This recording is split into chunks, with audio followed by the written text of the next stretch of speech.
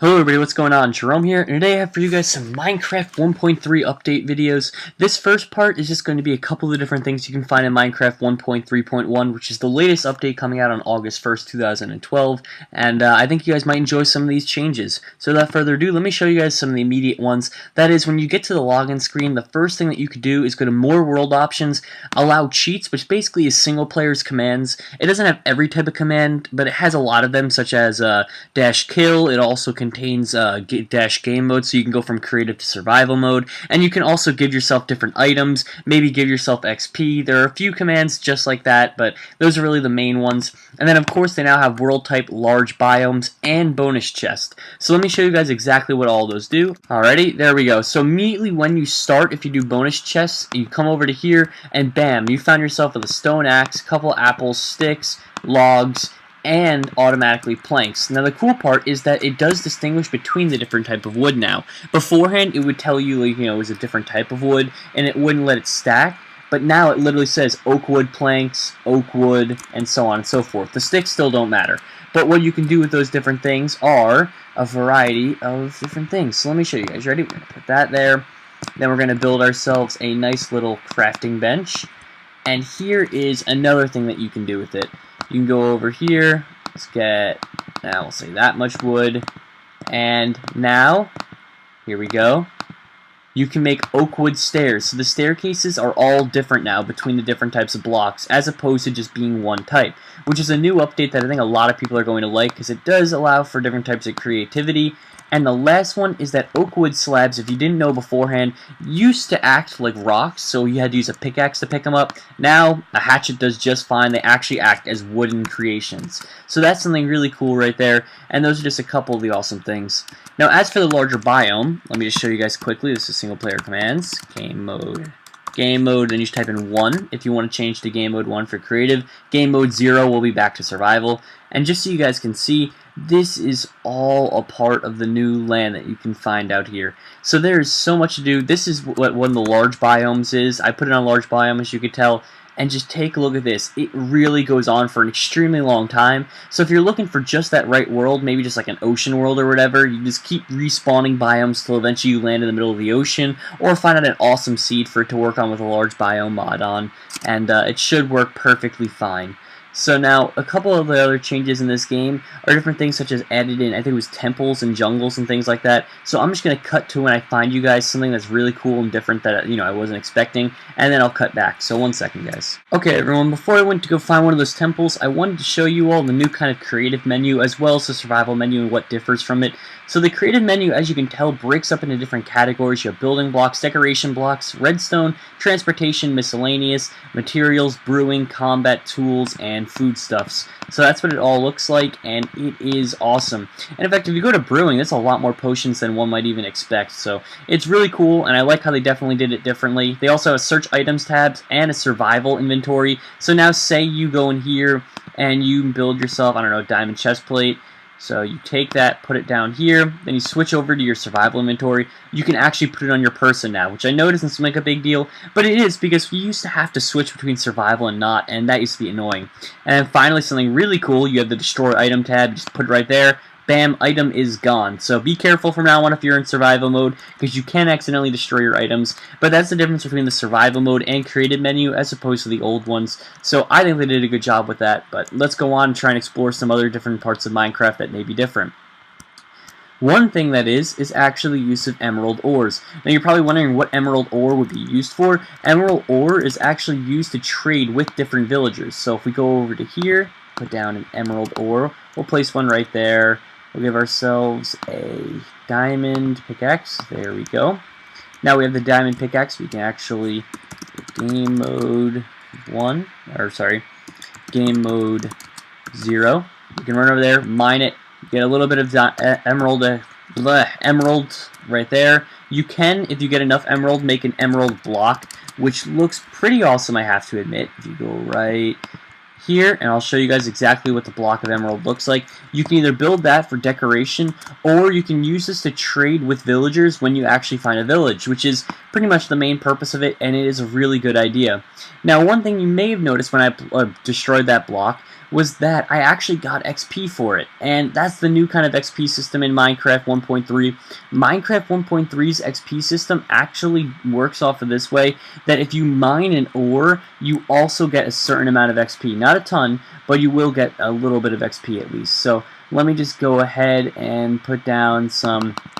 Okay, alright, so here's the change with XP, you ready? So we place down some diamond blocks, we mine that, and just take a look at that. If you get them all, like, let's see, 6 diamond ore blocks will actually get you just about 2 levels. So I think it's a cooler system. It rewards you for doing something that, you know, is actually mainly part of the game. You don't have to kill anyone to get it anymore.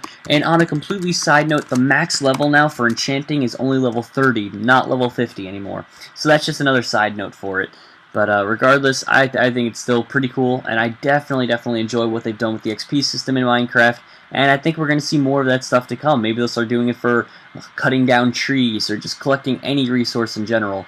I don't know if they're going to go that far in depth, but hopefully they do, because that would be a really cool update. Another cool part of Minecraft that you can kind of take a little advantage of, I guess you could say, and do some really cool things with, is that you can now actually get, if you find it in the inventory tab, so we'll do quill.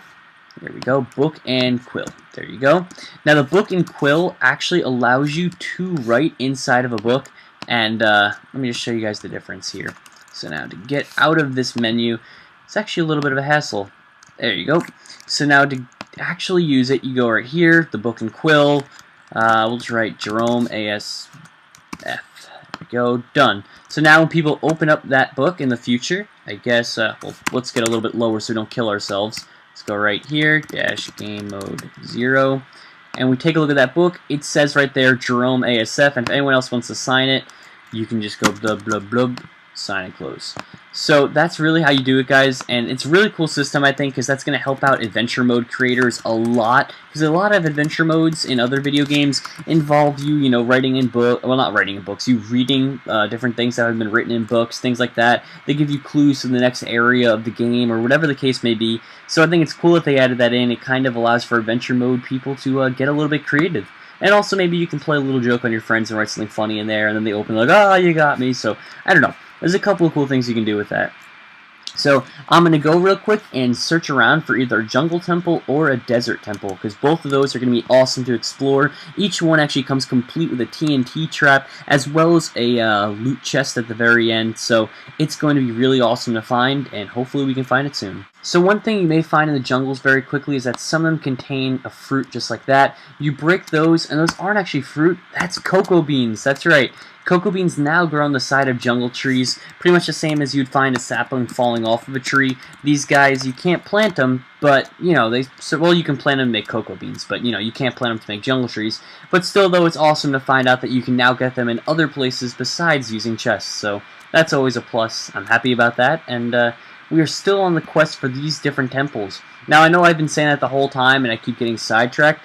It's not that I get sidetracked, it's just that they're so hard to find. I decided to spawn in a new world that was specifically large biome, and I went directly towards a jungle, try and find it, and that's where I am now. So keep that in mind, guys, if you're searching for a jungle, or sorry, a temple. There it is. Don't be discouraged. It may take a little while to find, but eventually, just like I just did, you will find it. So let's take a look at this temple, and just so you guys can see, it is placed on ground level. It's just that, you know, all the leaves are around it. So let's see what's inside exactly. I'm going to take myself off of game mode so I can face this off fairly. But first, because they say there were a lot of traps in there, I just want to get myself pretty much suited up. So let's go get diamond, and we'll get myself a diamond sword. And let's go check out exactly what this temple has to offer. So here we go. Diamond leggings and diamond boots. Game mode 0. And let's get going now. So we're gonna go right in here. It appears like, as far as I can tell, I can't. There's the entrance. Okay, so you have to watch out because apparently there are traps in here that will make dispensers shoot arrows at you. So keep that in mind when you're exploring. All right, so it looks like the top floor is just a little bit decorative. Not bad. Now we're going on to the bottom floor. Oopsies, it's a little bit dark down here. Yeah, I should probably bring down a torch. So let's go game mode 1. So that's just the thing. If you're gonna go into a thing like into a temple like this is my first one personally as well. Be sure to bring yourself a couple of torches just so that you can kind of, you know, avoid any kind of problem that may ensue, because mobs probably do spawn down here as well. Here we go. And ooh, levers. Let's not pull those and say we didn't, because I don't want to die. So, oh fuck. Tripwire. That right there is a tripwire. I'll explain what those are a little later, but basically you hit that, and it causes redstone to activate. So, it's a really cool new thing that they added to the game, and I'll explain more later on, but yeah. Now right here, I'm a little bit afraid of, because there is more redstone functioning here than meets the eye. See that one right there? If you hit the tripwire, apparently it'll fire out of this dispenser. That's what hit me over there. So, regardless though, we do have this chest here with, wow, only 10 bone and 7 rotten flesh. Well, that really wasn't worth it, but still, boom! Trigger that thing right there. And that actually is really cool. I kind of do like the tripwires a lot. The only thing is, I don't think they reset themselves, so let me see. Can I? No, that doesn't reset it. Wow, so how do you reset a tripwire? Let's see. Is it I don't know, maybe it reset itself now. Or you know what? It's probably that it's not that it didn't reset, it's that I bet you this thing's only put with, yeah, 1 arrow in it. So that's what they should have to change. They should make it have multiple arrows, that way, you know, constantly pisses you off. But let's just see what these levers were for as well. Well, it appears like they didn't really do anything. Oh, you know what? They probably deactivated the tripwires or something if you do it in the right order. So that's pretty cool. But I don't know. Overall, I like it. It was a little bit disappointing to not get that much of good stuff. But apparently you can also get like gold ingots, iron ingots, diamonds, and even emeralds. So I guess it will work on the end if you try and find a lot of them.